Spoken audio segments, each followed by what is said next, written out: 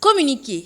Déclaration du ministère de la Justice, garde des Sceaux, chargé des droits humains relative à l'incident survenu le 25 février 2026 au palais de justice de Libreville.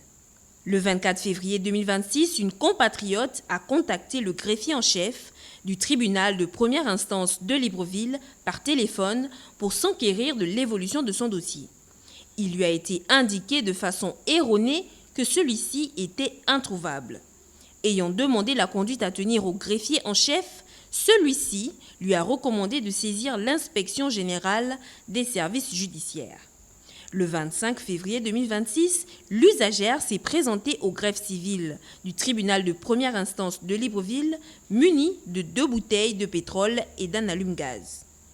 Elle a aspergé le produit inflammable sur des dossiers et sur 5 agents, dont une femme enceinte, tout en exigeant que son dossier soit retrouvé avant d'être maîtrisé par des agents de force de l'ordre présents sur les lieux.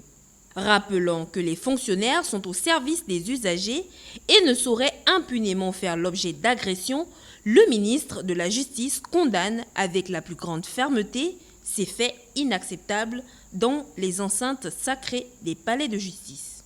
Le garde des Sceaux exprime toute sa solidarité aux agents victimes de cette agression et se tient à leur côté.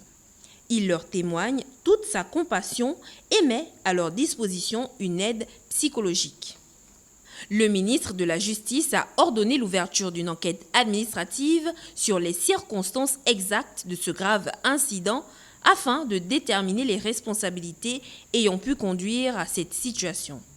Dans le même temps, la chancellerie lance une réflexion sur l'amélioration de l'accueil, de la réception, de la conservation et des délais dans le traitement des dossiers judiciaires pour minorer de tels dysfonctionnements.